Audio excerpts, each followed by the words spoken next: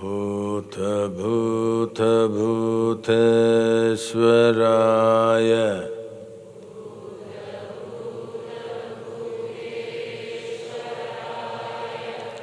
कालकालकालेश्वराय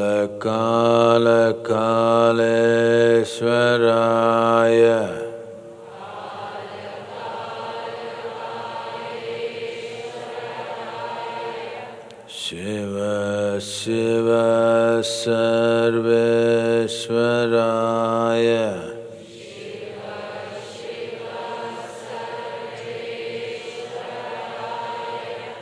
शंभो शंभो महादेवाय।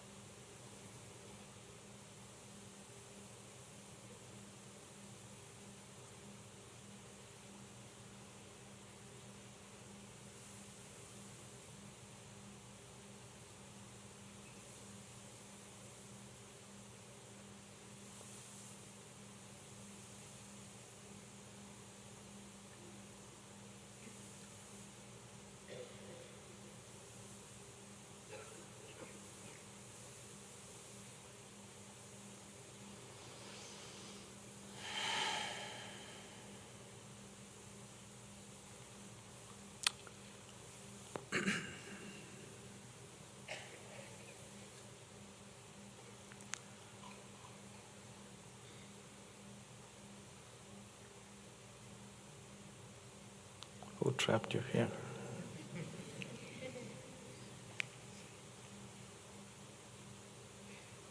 Conscription? A little boy and girl by conscription.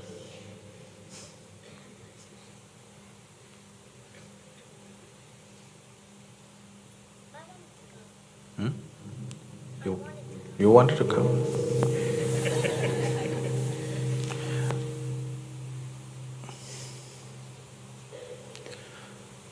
Is the audio okay? Now. Where is now, please? If you raise your hands. There's too much feedback to me.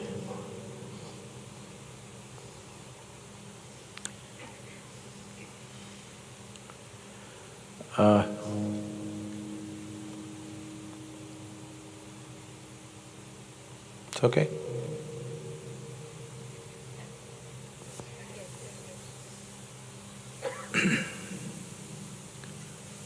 Oh.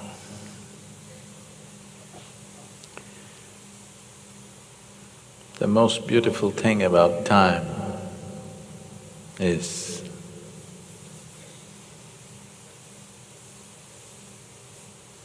If you do something, it passes by. If you do nothing, it passes by. If you're joyful, it passes by. If you're miserable, it passes by. It's absolutely just, no matter who you are, how you are, for everybody it passes at the same speed. Only thing is, our experience of the time could be different depending upon how intensely we live or how slack we are. If you're very slack with life, it looks like time is passing by very slowly. If you're very intense, time just flies by. But in reality, time is happening to all of us at the same pace. These cycles of time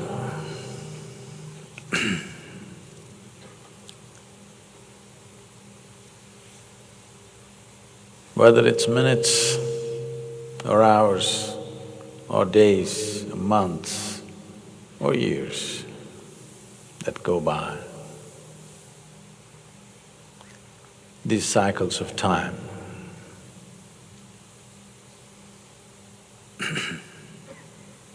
anything that's cyclical is naturally repetitive.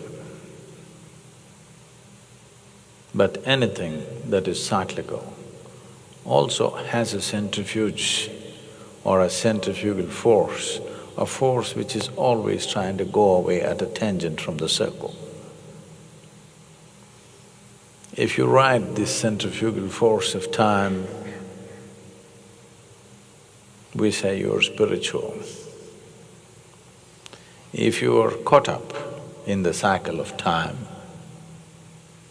then that's being material. If you're crushed by the cycles of time, then we say you're a suffering creature. It is the same cycle. Either you can be crushed by the cycle, or you can be trapped in the cycle, or you can ride the cycle. To ride the cycles of time, not to be trapped in it, definitely not to be crushed by it. Time is a crushing experience for a lot of people. Yes?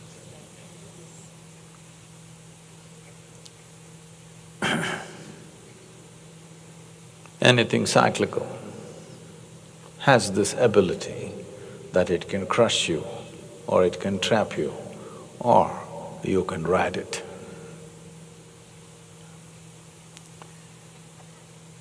In the yogic way of looking at things, we see time. Time is referred to as kala. Kala means both time and space. Kala means darkness. Darkness means that which does not stop light. You understand what I'm saying? If there is light going by, you won't see it. Only if it's stopped by something, you see it. So that which does not stop light is called darkness. So, that which does not stop light is empty space. So both space and time are referred to as kala because they're not seen as two different entities. Only because there is time, space is possible. Because there is time, you can move from point A to point B, so there is space. If there was no time, there was no way to move. The general perception is that because there is space, there is time. But I don't see it that way. Because there is time, there is space. Now,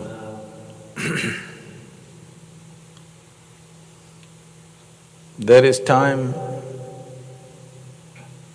which happens because of cycles. The planet spins once,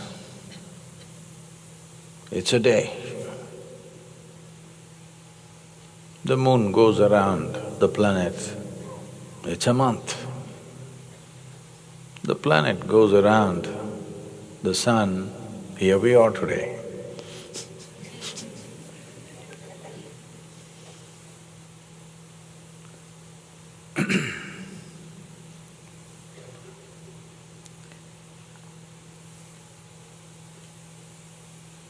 The cycles of time are one dimension of time. There's another dimension of time which is beyond the cyclical nature. This we call as the great time, it's called the Mahakala. There is time and there is greater time. Even when there are no cycles, there is time. But where there is no cyclical movement, there is no physical happening. Everything that's physical in the universe, from what is atomic to what is cosmic, everything is cyclical. If there are no cycles happening, there is no physical possible.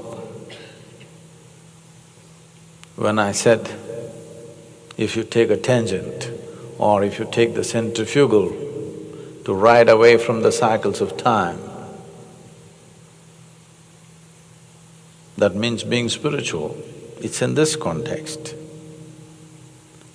that we know the cycles of time only because of physical reality. If we could measure,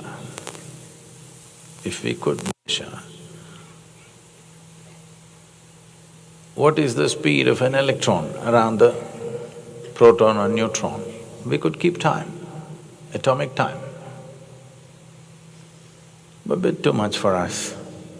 So we measured the planets, how much time it takes to go around the sun. We said it's a year. We went little further down to days and hours and minutes and seconds. But all of them are cycles of the physical existence. If there is no physical existence, we would not know anything that's cyclical. If we did not know what is cyclical movement, we would not know the cyclical nature of the time. But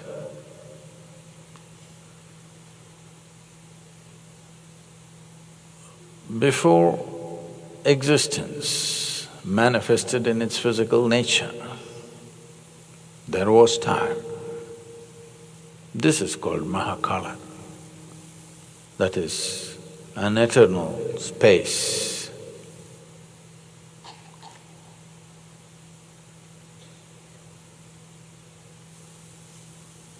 You're not watching my words.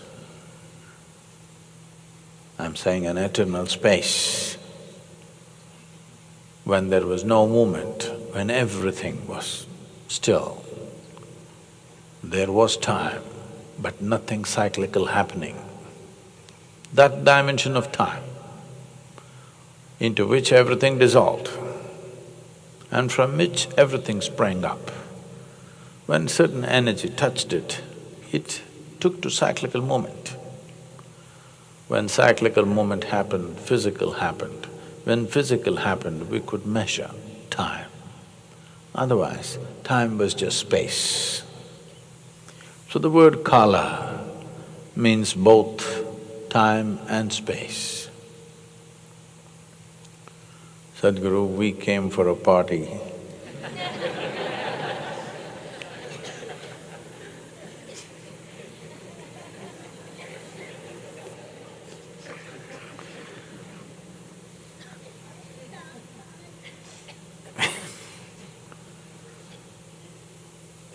And here you're going at us like this.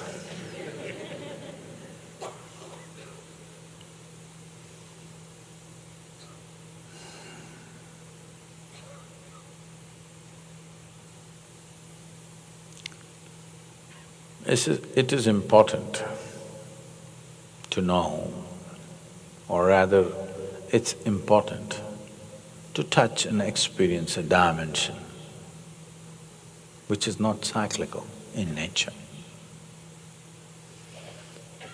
Because what is cyclical is inevitably repetitive.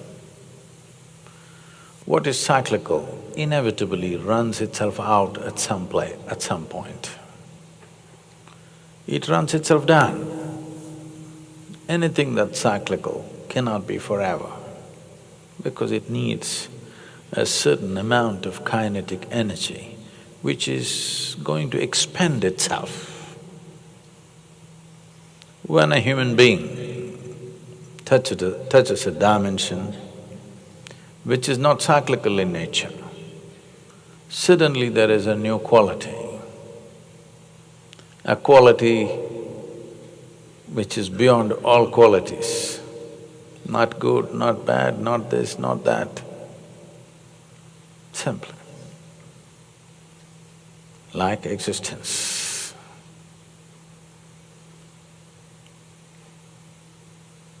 There's nothing high about it, nothing low about it. It's just that you have moved from the surface to the source.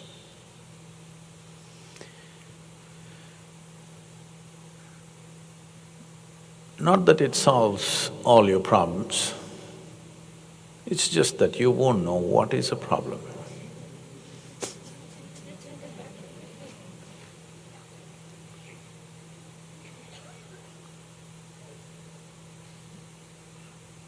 I said something about the India situation and this quote is making rounds, even reached the Prime Minister and he was laughing about it.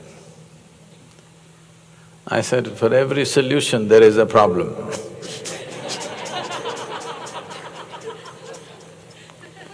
Just see. For every solution, somebody has a problem, isn't it?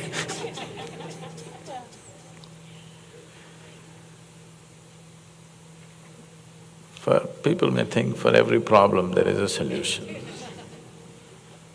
But when you don't see any problems, when you see only solutions, some people have problems with the solutions.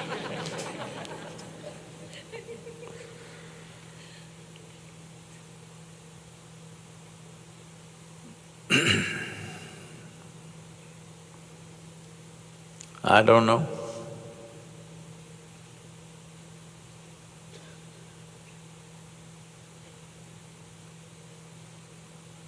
What shall I do?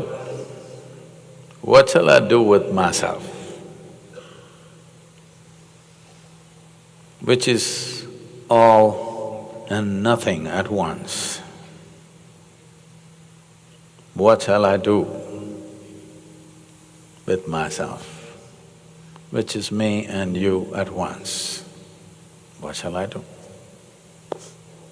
Is this a problem or is this a solution? There may be a space where there are no problems and no solutions, just existence. For someone who pops out of nothing and pops out into nothing, what is a problem and what is a solution, I'm asking. Hello? You popped up from nothing, you're going to pop out into nothing. In this little space and time, what is the problem and what is the solution? I want you to figure this out. Hello? What is the problem? Huh? There's really no problem, no solution actually, but there are so many problems. Sadhguru, we don't know where you are living. Where I'm living, there are so many problems.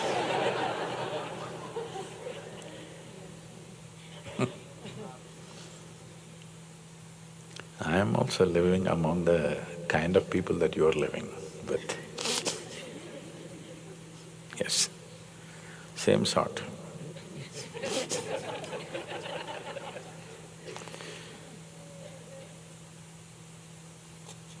The question is just, what are you rooted into? If your rooting is just your physical body, some things are problems, some things are solutions. If you're rooted into your psychological framework, everything is a problem. If you're rooted into the existence, nothing is a problem, nothing is a solution. Everything is an experience of life. Everything is an experience. If I die tomorrow, that is also a very good experience. We don't wish it tomorrow, but if it comes, that is also an experience. No? You don't like it. Whether you like it or not, it happens, you know. Yes? Whether you like it or not, it happens. Not that we're wishing it tomorrow, but if it happens tomorrow, what the hell? We don't want it tomorrow. We still got miles to go before I sleep, miles to go before I sleep. We don't know how many miles you will go, but if you look at life in its full depth and dimension,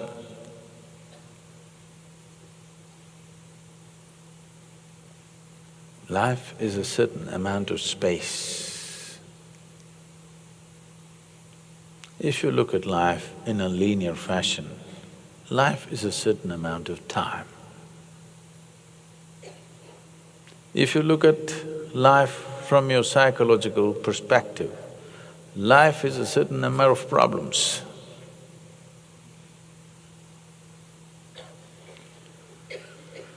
Every day, I'm meeting all sorts of people, thousands of them. How many varieties of problems they have means is unbelievable. For sure, for every solution there is a problem.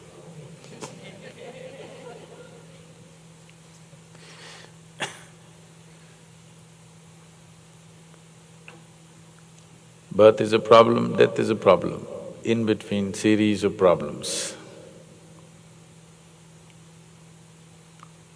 Serial inventors of problems. One cycle is ending, a new year is coming. It's a choice that you have to make. Are you going to invest your thought and emotion and energy in making up problems or making up solutions or simply enjoying life for what it is? It's a choice that one has to make.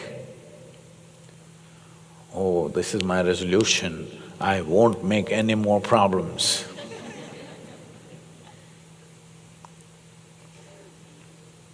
To make resolutions, first you need a constitution. Do you have a constitution? Hello? You don't have a constitution? No, like a nation has a constitution, a religion has a constitution too. One advantage with the constitution of the nation is we can amend it periodically.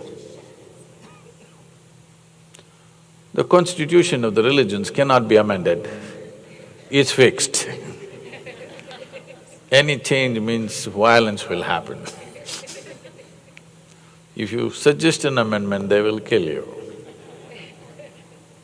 That is their amendment.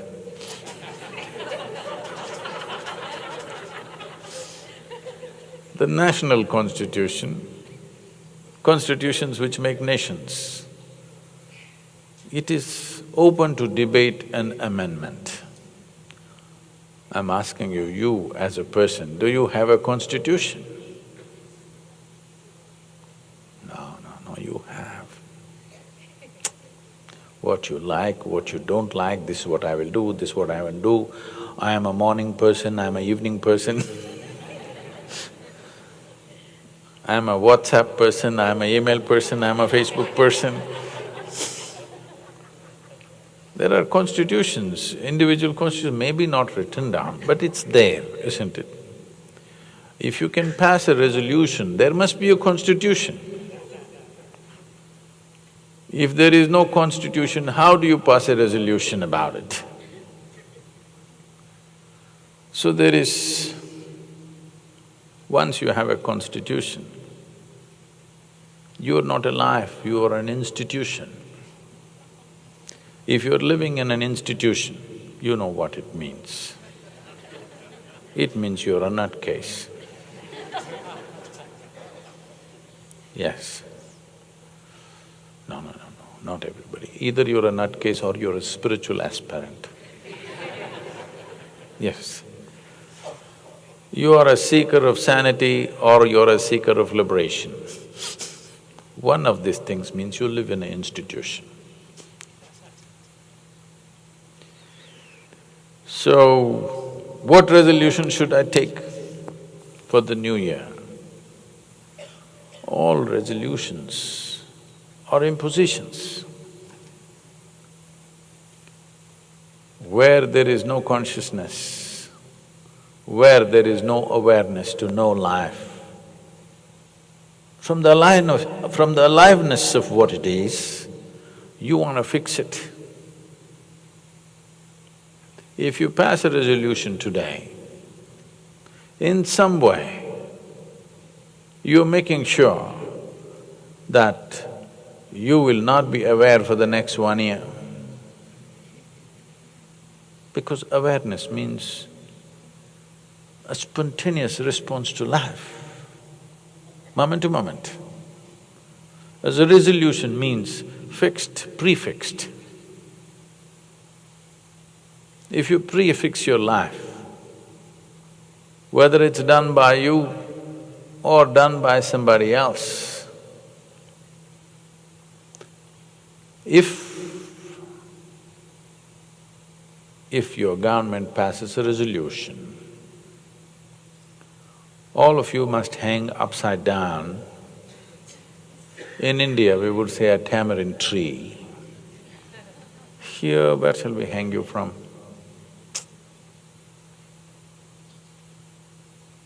What's the famous tree from which they hang people? No particular tree?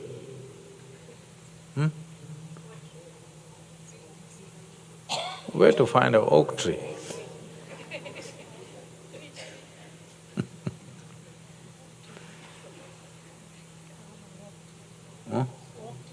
Where to find a big oak tree to hang from? It's difficult to find them.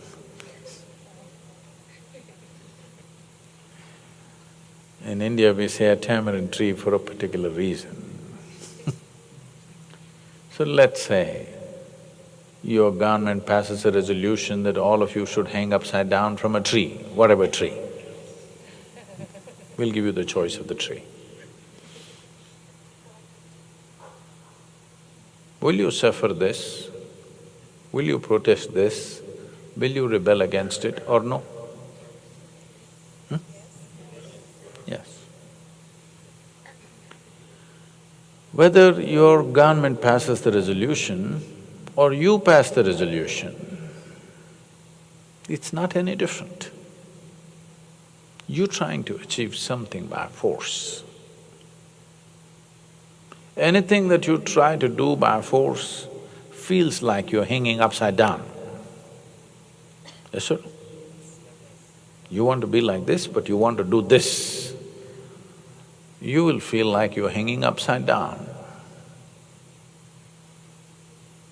When you hang upside down, you will feel like rebelling against it. So naturally, within 3 days, your resolutions will become dissolutions. Otherwise, you suffer hanging upside down. Very few suffer the entire year. Some will dissolve this in 3 days, some in 3 weeks, some in 3 months. But the very fact that they need one more resolution by the year end is a proof that it did not last the year. So there is no need to take any resolutions. But a resolution is made because you want to do something that you naturally not incline towards. But a simple thing is, are you inclined to be joyful or miserable? That was only 5 people.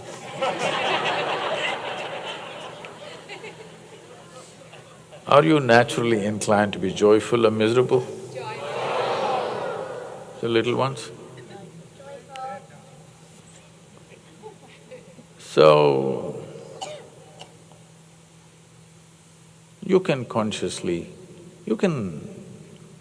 make an attempt to be conscious that joyful is my natural inclination. So how joyful will I be in the coming year? Just keep accounts. See, a lot of people who are doing business, they think they're keeping accounts only for the sake of IRS. No. You keep accounts not for the sake of IRS, because if you do not keep accounts, you do not know whether you're making profit or loss. That's the idea of accounts, isn't it? Whether you're moving forward or backward, to know this, you need an account book.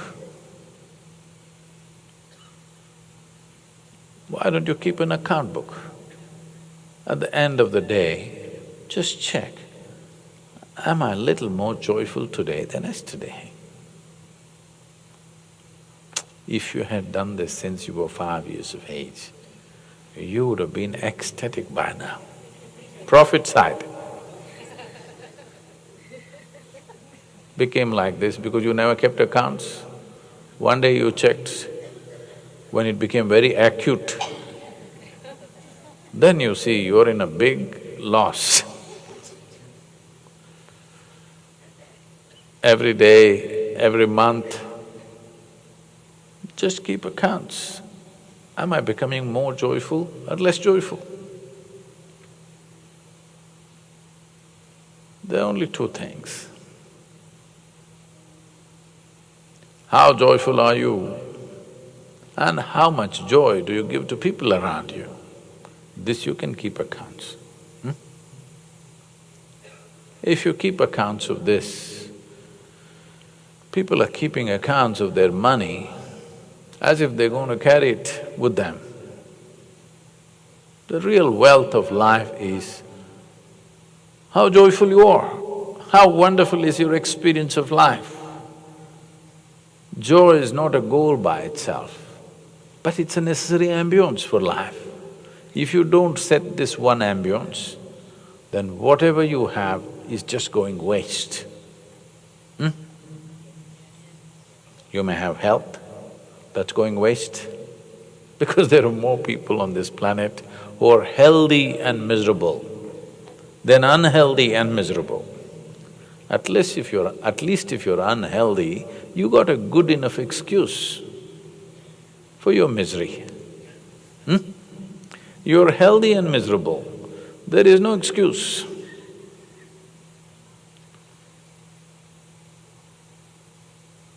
I want you to just understand this.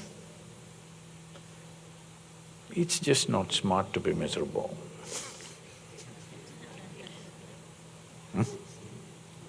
This happened. A lady was driving and then she had a flat tire. She had never really done this changing tire business. But she read the instruction manual, she put the jack and lifted up the car, she undid the wheel. With great difficulty, she pulled out the heavy wheel from the boot and was trying to fix it, and these 4 nuts that she had kept it in the hubcap, and with her high heels she was struggling and she stepped on the hubcap and all the 4 nuts flew in different directions. So she put the new tire, but she had no nuts.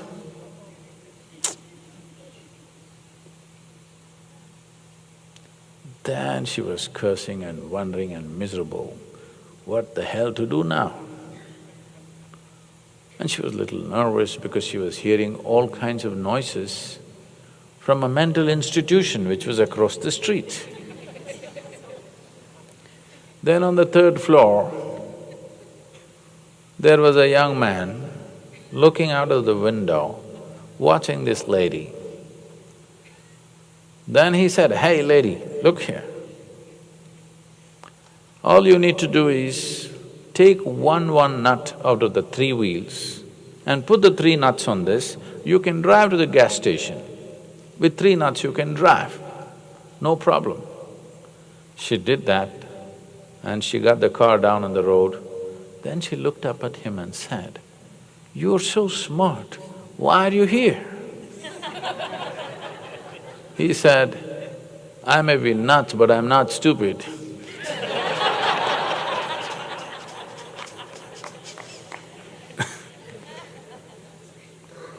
It's all right to be a little crazy, but you don't have to be stupid. All the so-called smart people who become like they're practicing a posture for their grave, you know. When I look at a lot of people, I think they're practicing and they're doing pretty well. But what they don't understand is, it doesn't take practice. When you die, it happens. Yes? Do you think you need to practice? No. Because you can't improve death with practice, but you can improve life with practice. Yes or no? However you do life, you can still do it better.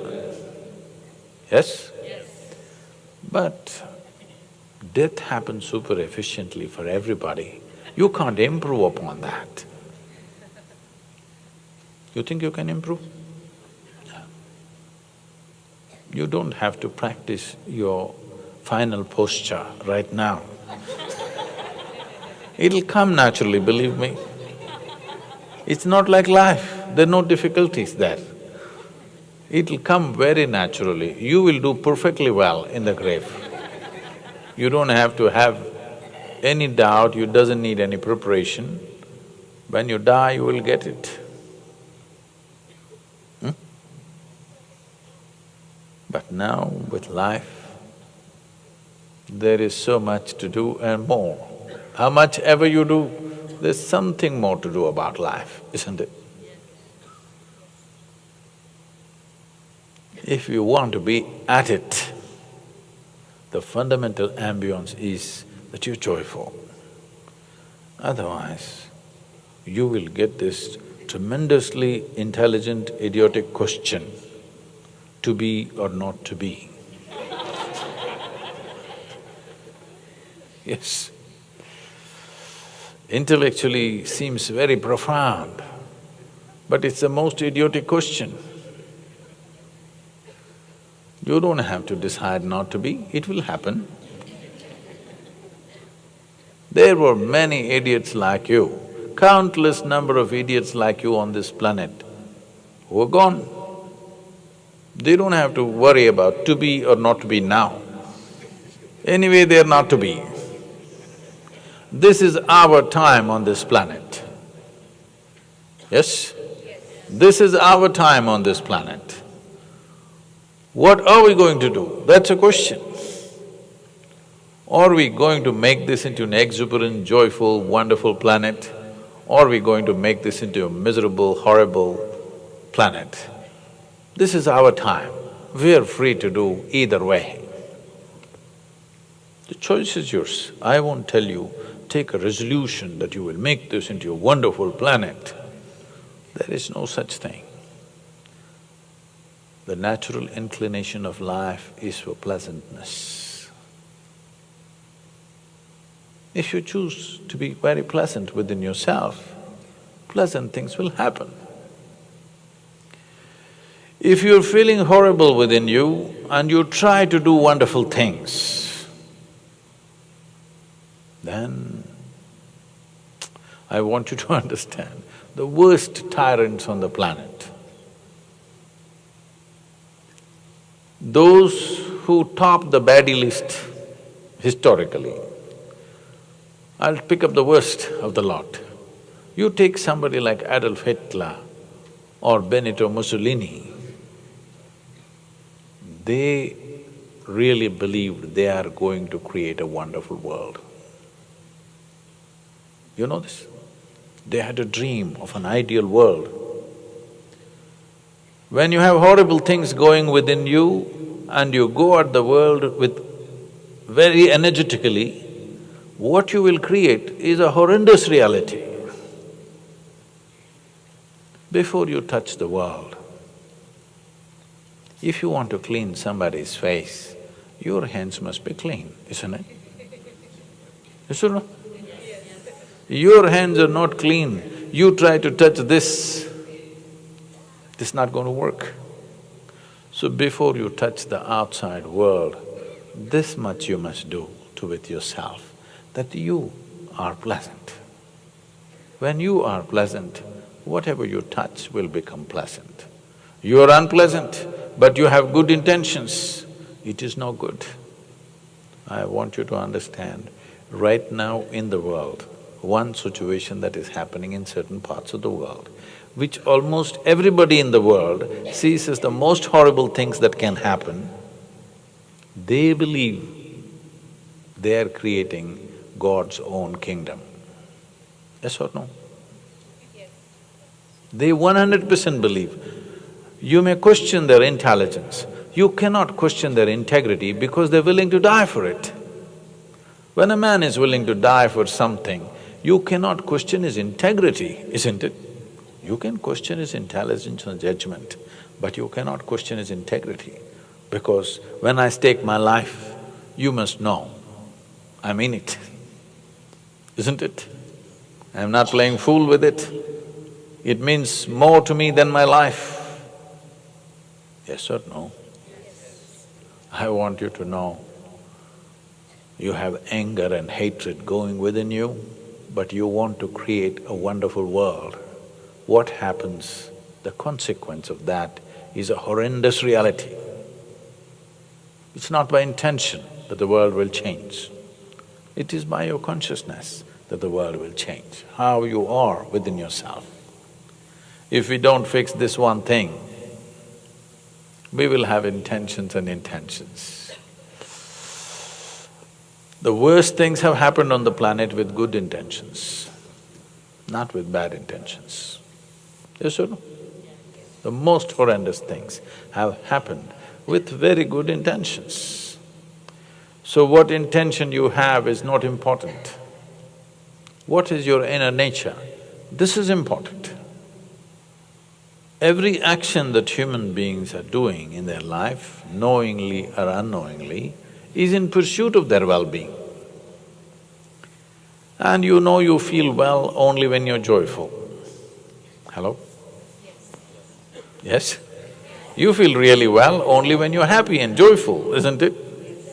Or in other words, every single action that human beings perform is in pursuit of their happiness or joy. If they were joyful by their own nature, every action that you perform would become conscious instead of being compulsive, isn't it? This is all you have to do to yourself. This year, the coming year, and the coming year, and for the rest of your life, you just have to keep accounts from yesterday to today, am I a little more joyful? Am I… You don't even have to worry about giving joy. If you are joyful, you will spread joy. Yes? Will you keep accounts, I'm asking? Or shall I set IRS upon you? Do you need enforcement?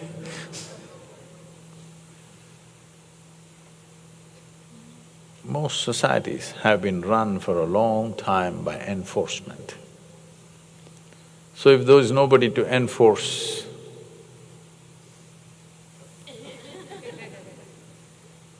no, that's not what happens.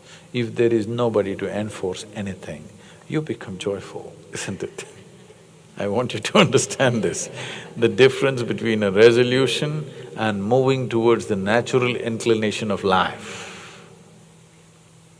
If there is nobody enforcing anything upon you, do you become miserable or joyful? So, you don't have to enforce any resolutions upon yourself, just little tools to make sure that you don't sink. Just keeping accounts. Daily, every day before you go to bed, you must check whether you're little more joyful today than yesterday, okay? If you keep this up, by the time you're 30, you will be ecstatic. When I was when I was just 25, I simply sat down with my eyes closed. Every cell in my body was dripping ecstasy, nameless ecstasies. Then I realized, this is it, nothing to be done. If you don't mess with your mind, you're ecstatic. The fool that I was, I made a plan. In 2.5 to 3 years' time, I'm going to make the entire world ecstatic because there's nothing to do. If you simply sit here, you know, 35 years.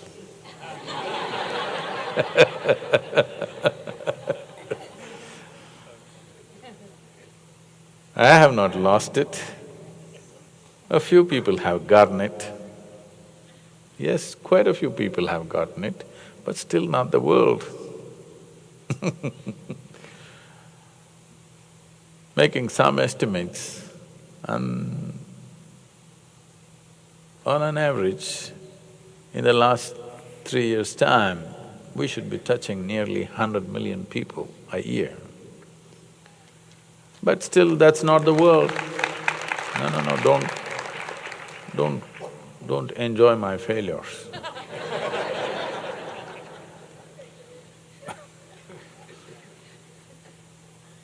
My idea of the world is 7.3 billion people.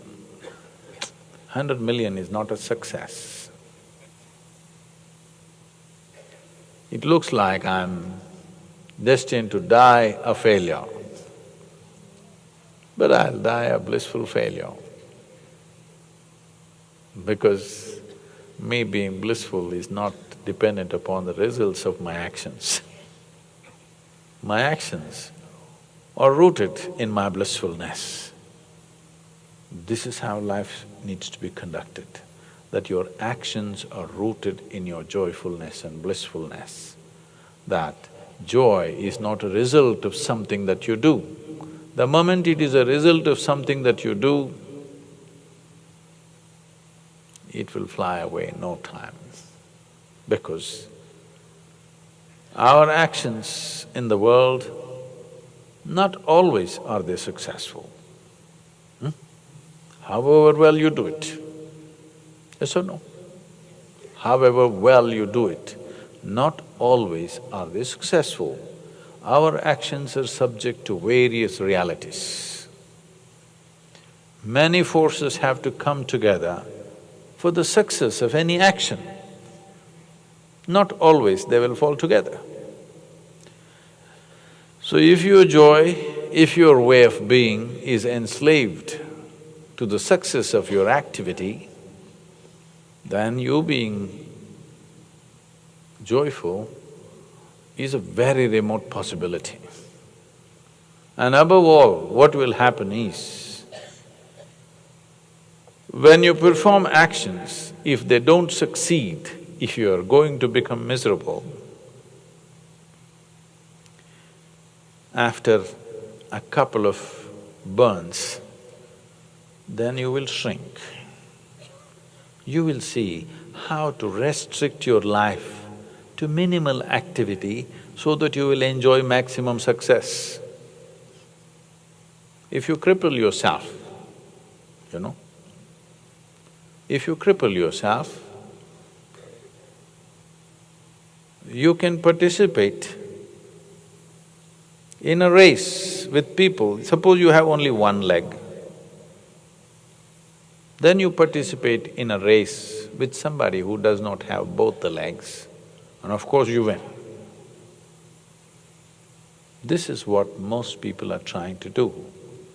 The moment there is fear of suffering, of failure, what you will do is cripple yourself, restrict your activity. Only when failure doesn't matter, that you can go through your failure blissfully, you will do everything that you can do. Who cares whether it happens or not? We will do it and we'll do it well. If it happens, it's great. If it doesn't happen, it's very great because we can do it all over again.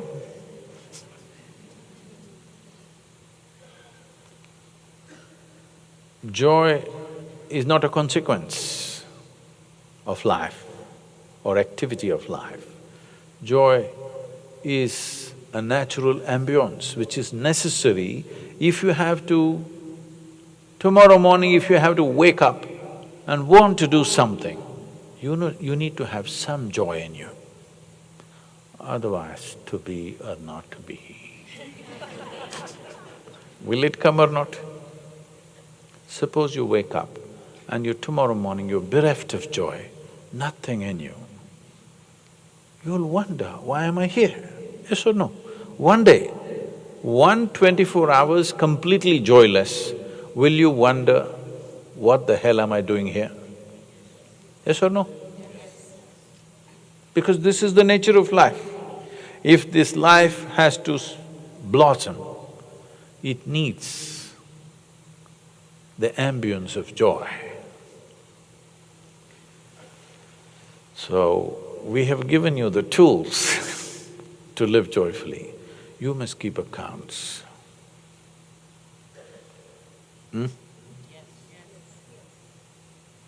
Yes. I got it.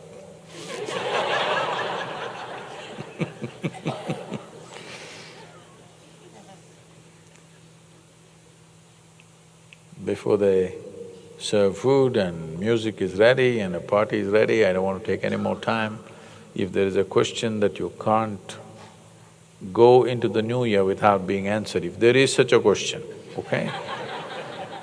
Not that you must ask a question, if there is such a question, okay?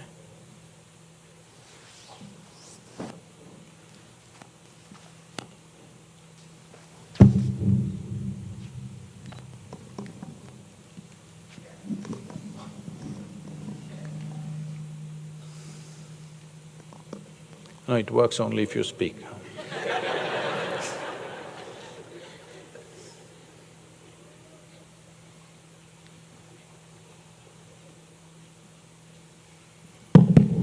Namaskaram, Sadhguru. I have thousands of burning questions, but I thank you immensely for giving me this opportunity to ask one question. How do I get rid of some unconscious bad habits in my life? When I see that I have overcome some of those bad habits, I see that it comes back again in my life. How do I just totally get rid of this and become free out of it?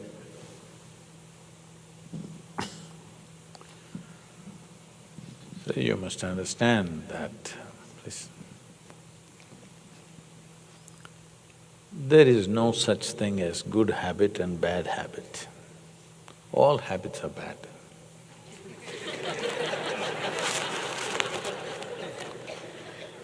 Because habit means you're unconscious.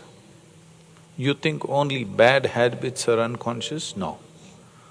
Even the so-called good habits, habit means you have learned to function in an automated way. That means you don't do things consciously. For example, is brushing your teeth in the morning a good habit or a bad habit?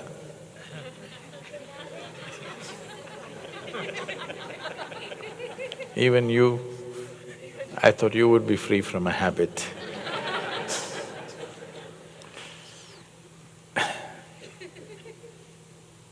There are two ways of brushing your teeth.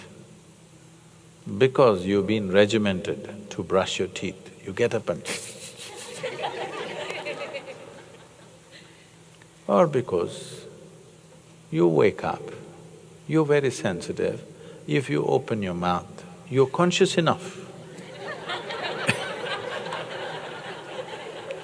Most of the time you're not conscious enough, only other people know. This is a very strange thing. There is the apparatus, the olfactory apparatus which have a sense of smell, are right here above your mouth. But you don't get it, others get it 5 feet away. That means you're unconscious, isn't it? Yes? If you're conscious, you would still brush your teeth till you come to such a place when you open your mouth in the morning, it smells like fragrance, you become like a flower. Till that happens, you must consciously brush. If you consciously brush, on different days or different mornings, it may need different length or different amount of brushing. Not every day brushing is same requirement, but because you're regimented 3 minutes, I must wear my teeth out.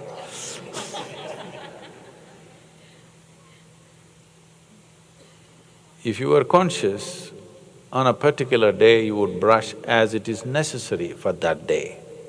That's how it should be. On a particular day, you would eat as it is necessary for the body. You would sleep as it is necessary for the body. You would do everything consciously. But now it's a habit, everything is a habit. What time you should go to bed, what time you should wake up, what you should eat, what you should not eat, everything by prescription. This is called slavery. Your doctor tells you, or your slave master tells you what you should eat today. I don't see what's the difference. Why is it that you do not know what this body needs today? Because no consciousness. Everything by regimentation, by habit. Habit is regimentation, isn't it? It's only by regimentation you become habitual. So in this, you have also identified something as good habit and something as bad habit. What to do? Is there something called as bad unconsciousness and good unconsciousness? That's what you're saying. When you say, I have a good habit, you are saying, I am unconscious in a nice way. It's like saying, I am dead in a nice way. Because the fundamental difference between being alive and being dead is being conscious and being totally unconscious. Being partially unconscious is being partially dead. As I earlier told you, you're trying to practice the posture and the state of what it means to be dead. Do not fix any kind of habit. Just see the idea of withdrawing into retreats, coming to your spiritual space, is just this, to find space where you can do everything consciously. When you were in a race, you could not be conscious, you got mad and you somehow fixed some habits through which you managed to go through your daily office routine. When you come to a spiritual space, this is what you're supposed to do. That you watch what is the requirement of your body, what is the requirement of your mind, what is the requirement of your emotion, what is the requirement of your energy, what does this life need? What does it naturally long for? To consciously watch this. Once you consciously know that this is what it is longing for, then there is no two ways about it. Otherwise you think you're on the spiritual path because of me, that's a crime against me. Yes. If you're unconscious, it's a crime against yourself. But you're doing something that you think is spiritual because of me, that's a crime against me. You better do crime against yourself, not against me. So, how do I get rid of habits? You don't have to get rid of habits. It is like, what you're asking is, how do I get rid of my unconsciousness? When you use the word un, we are suggesting a non-existence, not an existence, isn't it? Consciousness is. When consciousness is not there, that is called unconsciousness. How to get rid of something that does not exist? I'm saying you're playing a trick with yourself. It's like, suppose this hall is dark. How to get rid of this darkness? Kick it out. All of you together, I'm sure you can kick out the darkness. You will get into an insane effort. You've been on it. This insane effort to get rid of unconsciousness. No, to get rid of darkness, you just have to light it up. If you light it up, darkness is gone, because darkness is not an existence by itself, it's just the absence of light. Similarly, unconsciousness is not an existence of itself. It is just absence of consciousness. If you become conscious, do you have to fight with unconscious? Huh? If you are conscious, do you have to fight with unconscious habits? No. So you need to work on consciousness to become conscious. Or what should I do? You should not do unconscious things. Because the essence of life is being conscious. You know that you're alive only because you're reasonably conscious, isn't it? Yes or no? You're fast asleep. Do you know you're dead or alive? Do you know? No. Why? Because you're not conscious. When you're not conscious, you do not even know whether you're dead or alive, isn't it? Now you know that you're alive because you're somewhat conscious. Now we just have to raise the wick a little bit to become more conscious. That's what we're working on. There are many things which has gathered inertia. Your physical body,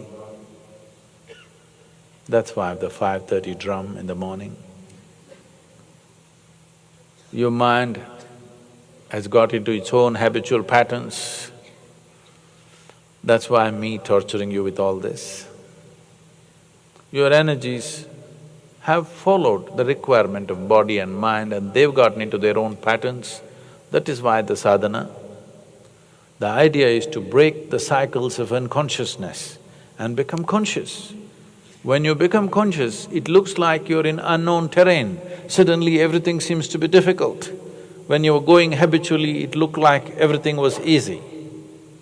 But See, when I when I went into the Coimbatore prison, no, I went there unqualified, okay?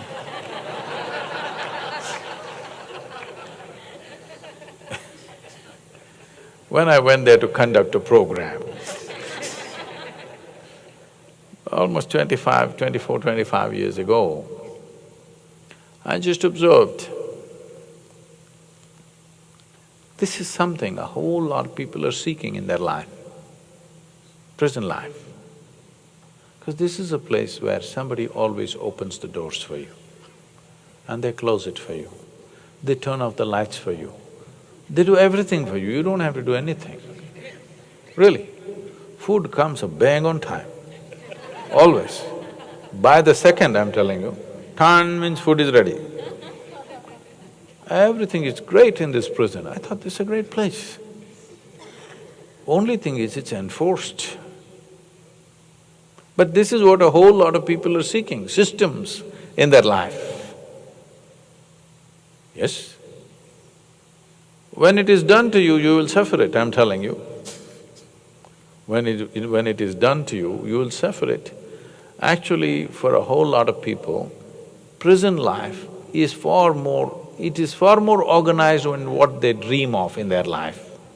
It's far more efficient, far more nutritious, and most of them are very fit and healthy. But if you enter the prison, there is suffering in the air. Not once, I've been there hundreds of times to various prisons. Not once have I stepped out of the prison without tears in my eyes because there is suffering in the air. The pain in the air is unbearable.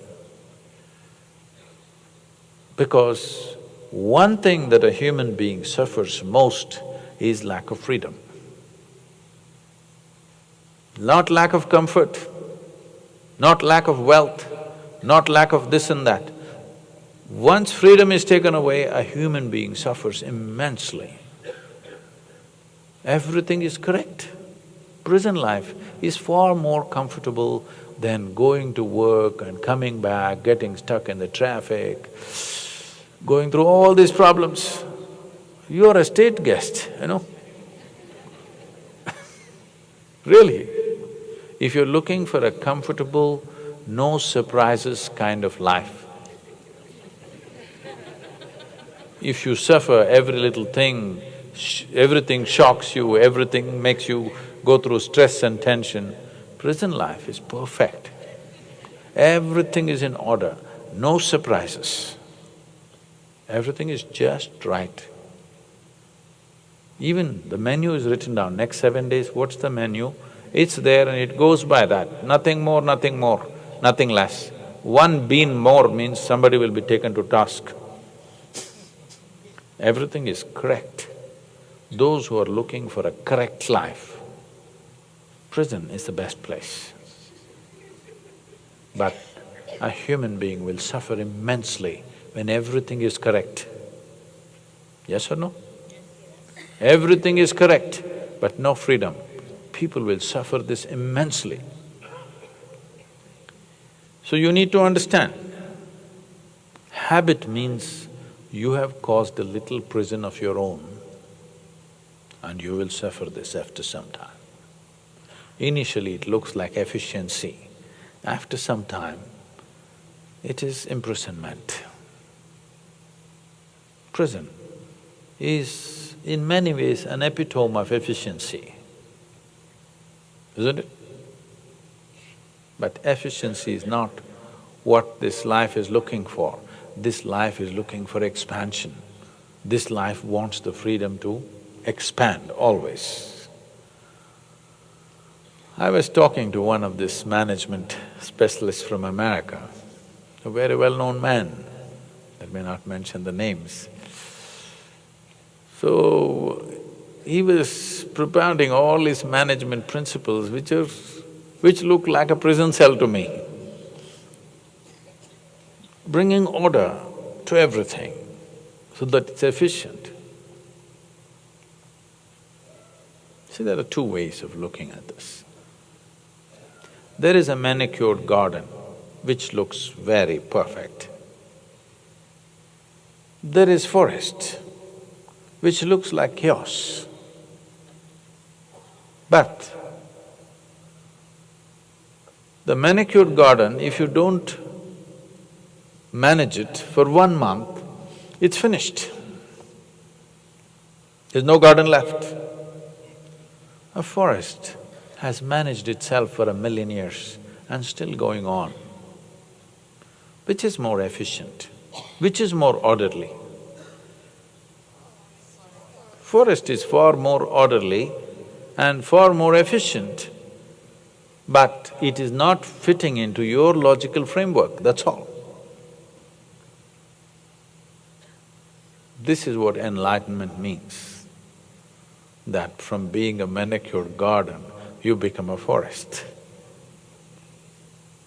Because it sustains upon itself. It doesn't need anything from outside. Nobody need to water it, nobody need to manure it, nobody need to come and trim it. Everything happens within itself. Yes or no? If you leave it for 1,000,000 years, it'll still be there. Only if you meddle with it, it may go away. Otherwise, it will sustain itself because it is an efficiency of chaos. We call something chaos not because it is inefficient, we call something chaos because it doesn't fit into our logical framework. So habit means you have become a slave of your own logic. And after some time, the moment you form a habit, it is unconscious, isn't it? So what you need to get rid of is not habits, you have to become conscious. If you become more conscious and you're not unconscious, then there is no such thing as habit. You will do what's right for you now.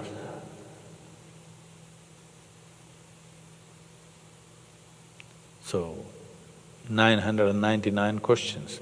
Please live with it for 2017. All the best.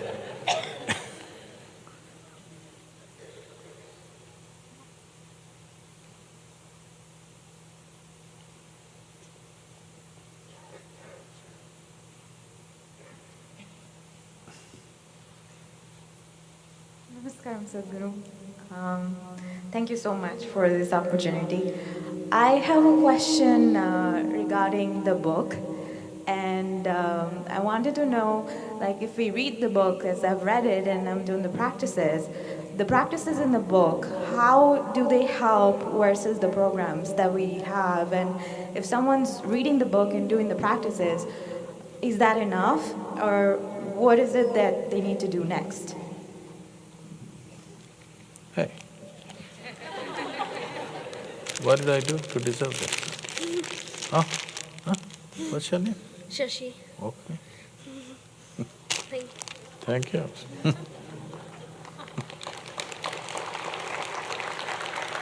Oh, oh, oh, ho, ho, ho, ho.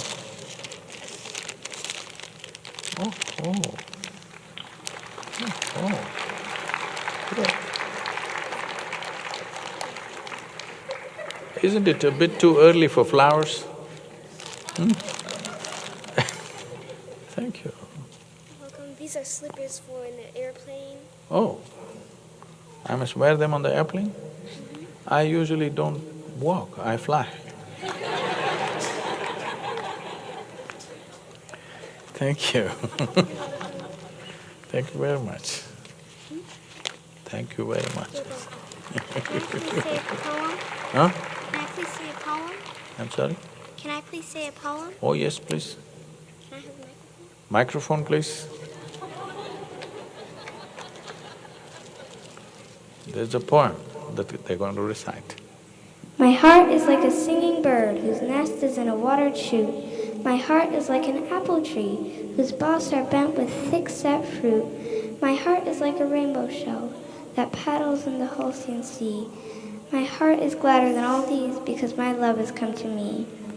Raise me a days of silk and down, carved in peacocks and doves and pomegranates, and peacocks with 100 eyes. Work it in gold and silver grapes, and leaves in silver flirtyless, because the birthday of my life has come. My love has come to me.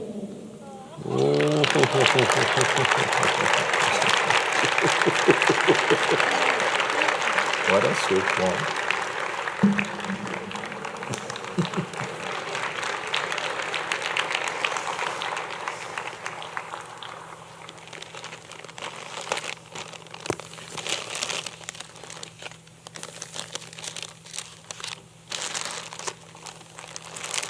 Oh.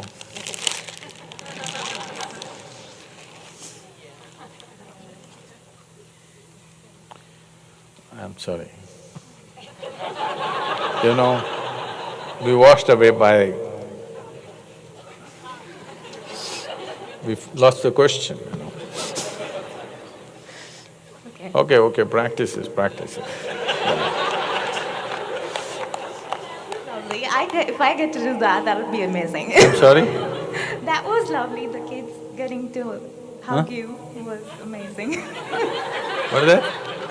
The kids getting to hug you was amazing, so it's okay. But you don't have a sweet poem like her.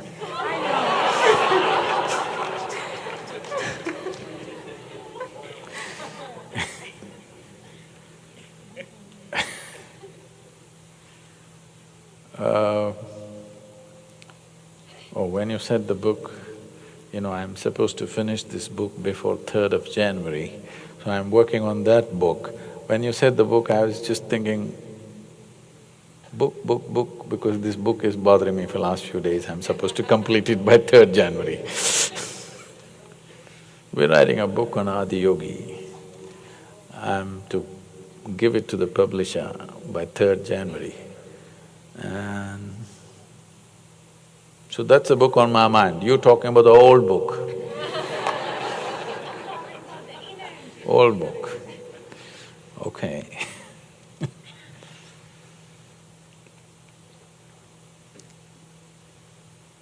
The practice that is taught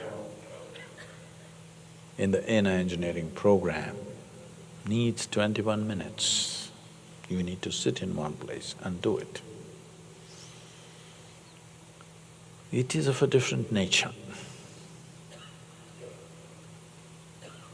It is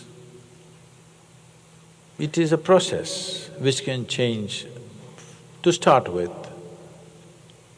the chemistry of your system. Many of you have experienced this. After a few months of practice, if you look back and see all those little things which were so significant don't seem to bother you anymore, they're just gone, simply because the chemistry has changed. You know, when chemistry changes, things change. In whatever way you have known it.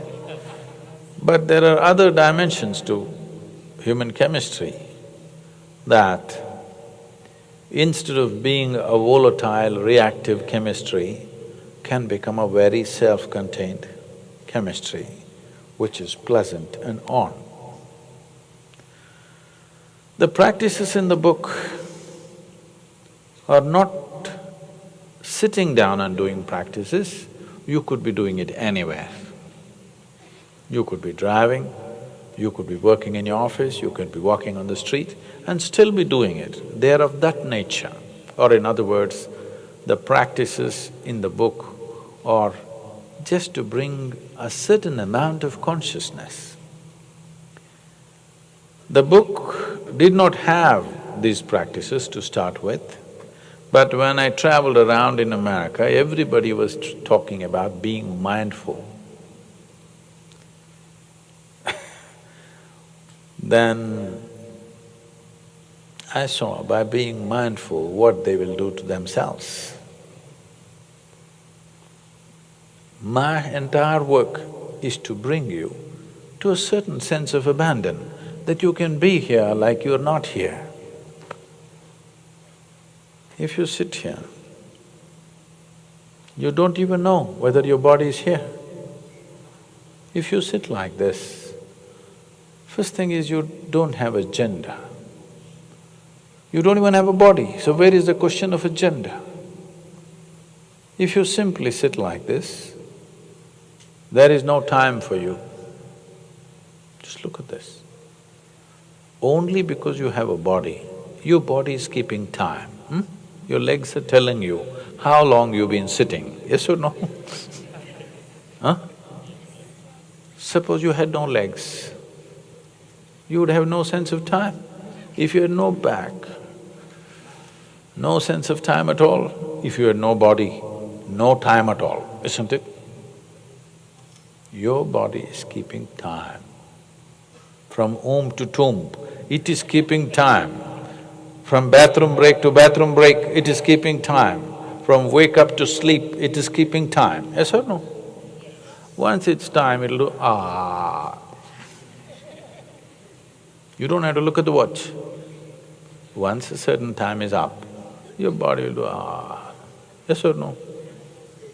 Right now, you've seen that old time machines with sand trickling away? Like that, the bladder is keeping time. Drop, drop, drop. As it fills up, you know what's the time. Legs are keeping the time. If you've done your practices regularly, I mean the program practices, not the book practices. If you've done the program practices regularly, your legs can deceive time. Your legs don't know what's the time, your legs know. Book practice.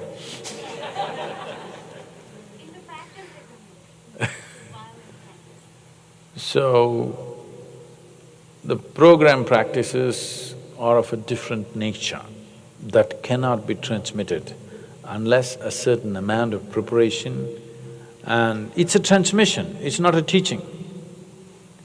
Book is a teaching. There is a big difference between teaching and transmission. Do not misunderstand both as one. This is a way of creating a smaller step for people. Because people are not willing to take one big step, one small step, they read the book and if some small things change, they may take the program. But there is no substitute for sitting properly with eyes closed and doing what is being done properly. And not only that, there is no substitute for a transmission. If something is not transmitted, nothing new will happen. Improvement of the present will happen, nothing new will happen. With Shambhavi, we are not looking at improving you. We want something new to sprout in you. Something that was never there with you till that moment must happen within you, that's the intent. The book is trying to decorate the existing, whatever you are right now, to make a little improvement. Most people are looking for improvements in life, they are not looking for transformation.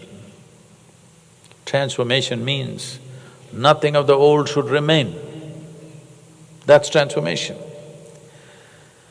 But most people cling to the old. Will you leave 2016 or will you carry it with you? Can you? Though it leaves you, you will not leave it. 2016 will leave you, but you will not leave 2016, isn't it? Because you are a creature of memories. If you are a creature of memories, you are a creature of the past.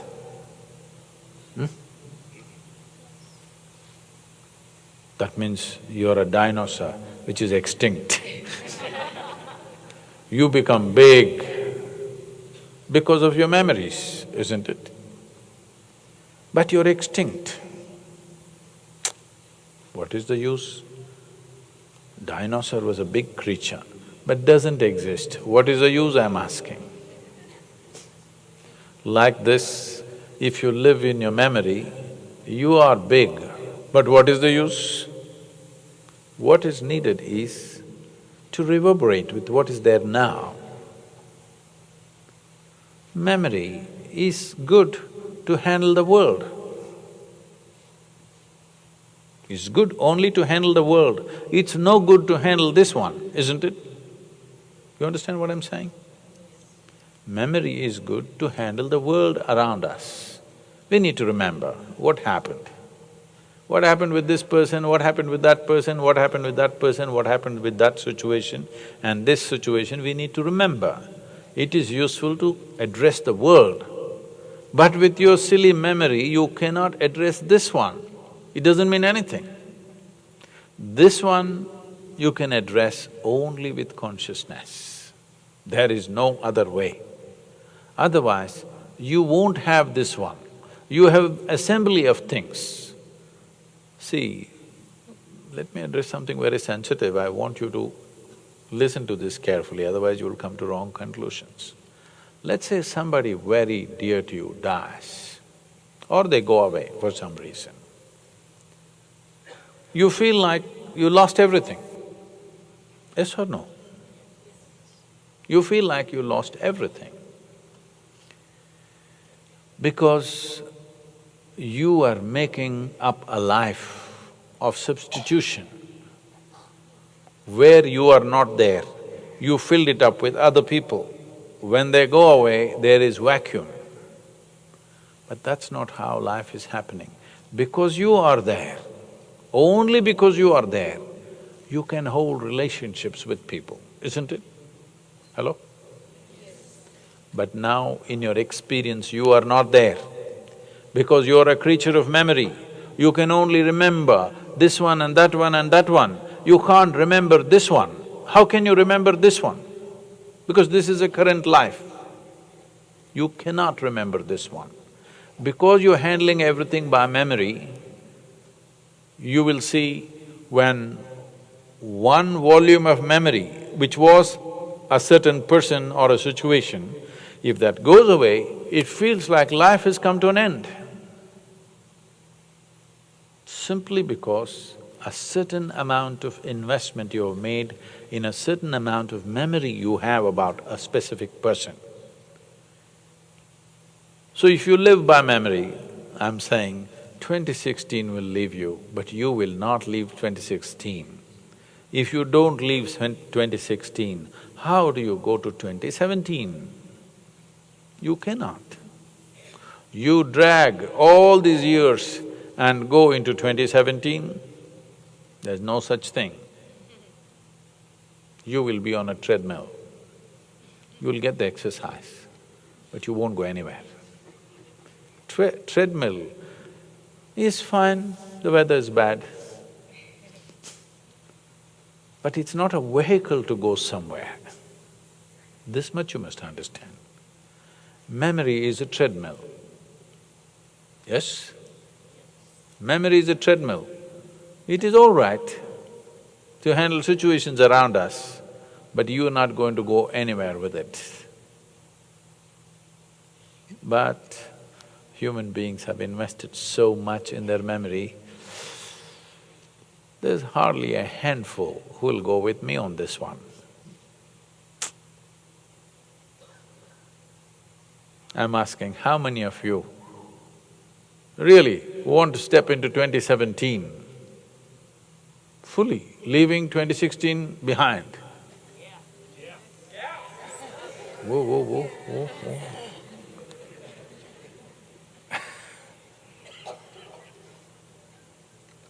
If really, I'm saying, if you can leave the past as past, completely, if you can sit here just in the present, no past, you're enlightened, you know. That's all it takes. It's the burden of the past which doesn't let you flower into your full possibility. Just the burden of the past. So this is a good moment. This is not something that the planet is doing, okay?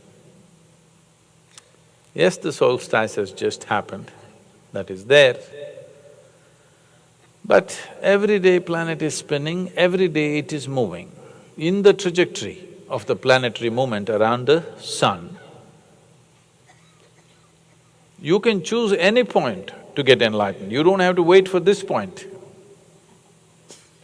Yes or no? But anyway, we are at this point where somewhere in your mind you've been told it is significant. It's only significant because there is a memory of 2016. If there is no memory of 2016, in what way there is a 2017? There is no such thing. No, this is Sadhguru, you're confusing us. 16, 17. It's correct, arithmetically correct.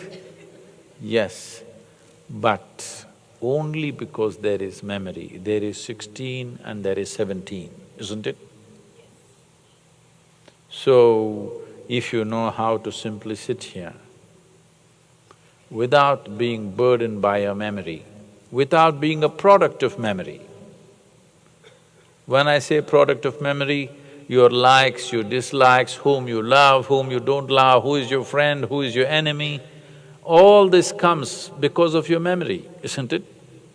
If you can keep all that aside and let the new year blossom, you will blossom into a wonderful creature, spraying fragrance into the world. Well, there won't be any attendant music, nor will there be an applause. But if really beautiful things happen, who cares whether it is appreciated by somebody or not?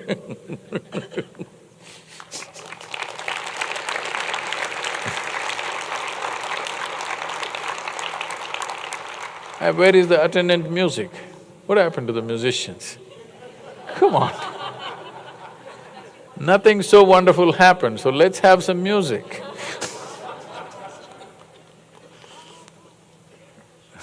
What? What is this? What did you say? The school, Isha homeschool, we have so many kids here,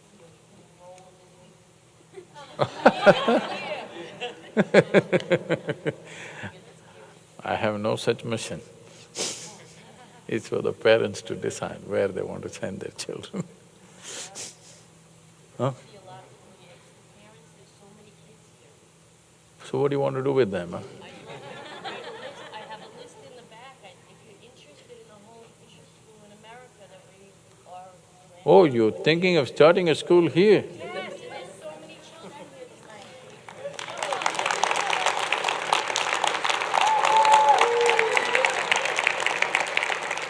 Look at that one. I gave them a proposal.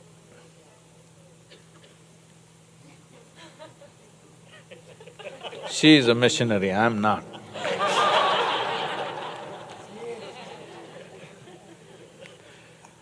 Anyway, just to tell you a few things. One thing is, on February 24th is a once-in-a-lifetime kind of event for Isha, that we are unveiling this 112 feet tall face of Adi Yogi in Coimbatore, in the Isha Yoga Center in India. It's going to be a massive campaign, particularly in India, but even internationally there will be a certain level of campaign. The fundamental idea is to use this iconic face as a galvanizing force. As I said, the book is getting ready. To use it as a galvanizing force, to move people. It's a dangerous thing to say in Tennessee. To move people from religion to responsibility. Why I'm saying this is, humanity has become like this. If small things go wrong in their life, they will find one little guy to blame. because of him. If big things go wrong in their life, they'll find that big guy because of him. What about this guy? This guy is % per year. That means in about 15 to 20 years, almost all the rivers which have been perennial will become seasonal for a variety of reasons. So, for the last 3 years I've been working on this and we've come up with a kind of a policy that the government has to take up. We worked with a couple of state governments which they're already trying to implement. I've managed to convince 2 chief ministers and make this happen. I've recently put this across to the Prime Minister and he's agreed to this in principle. But to raise this awareness across the country, because most people are unaware of it completely. So… and also, it's been a long time since I drove across the country. So, we're driving from Leh Ladakh, which is the northernmost tip of India, to Kanyakumari and back on the east coast and back to Delhi. Totally about 12,000 kilometers. About 16 major events will happen on the way. So those of you who can drive in India,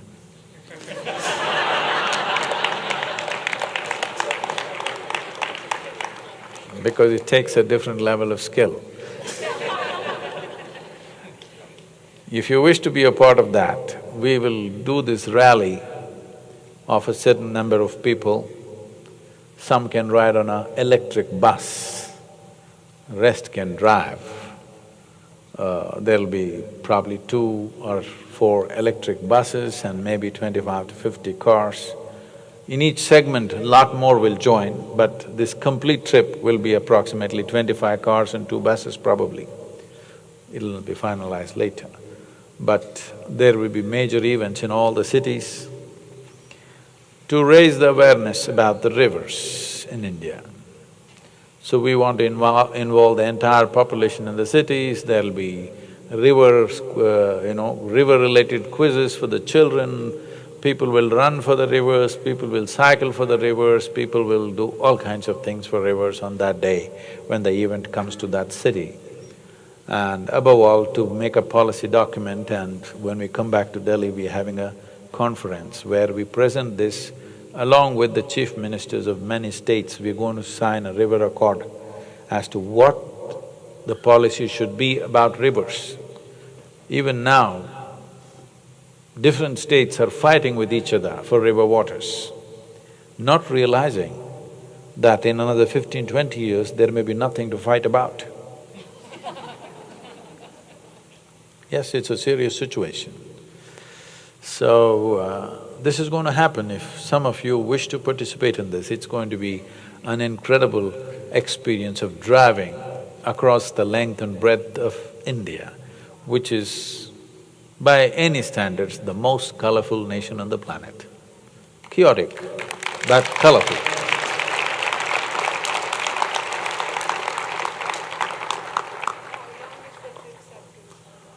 It should take about 25 days.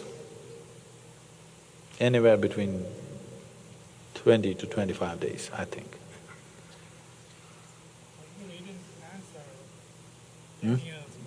I'm sorry? Daniel's question, you didn't answer about the school here. Especially in inner cities and all that.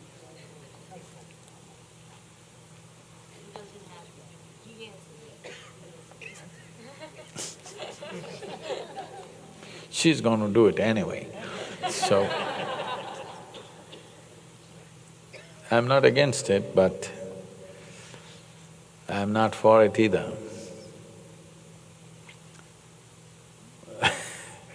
I'm definitely not against it, but I know what it takes to run a good school.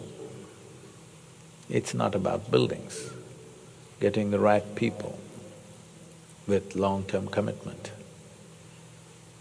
To well-being of children who may not be theirs, but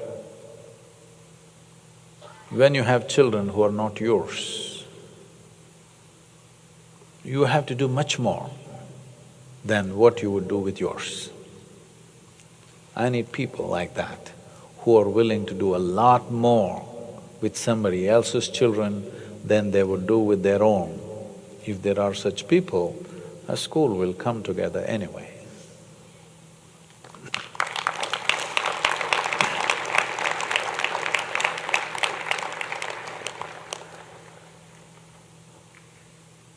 If you live by this silly standard of what is yours and what is not yours, anyway you will live in a very small space on this planet and in this cosmos.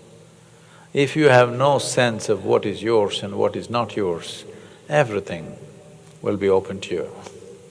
That's my blessing to you. Let the entire cosmos be yours.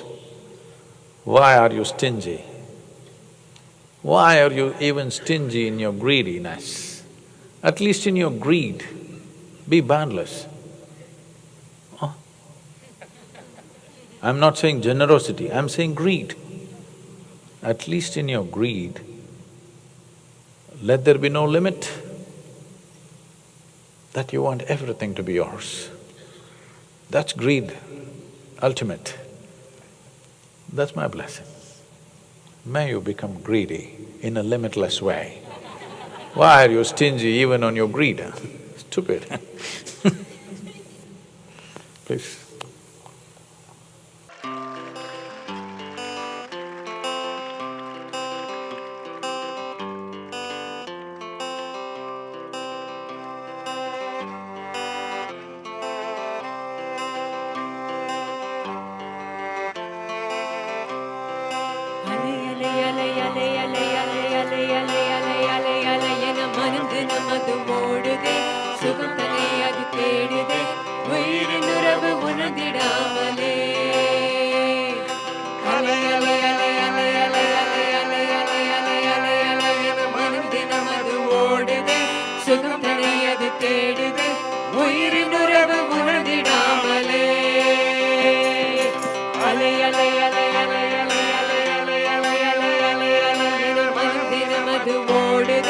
சுகம் தனையது தேடுது உயிரின் உறவு உணர்ந்திடாமலே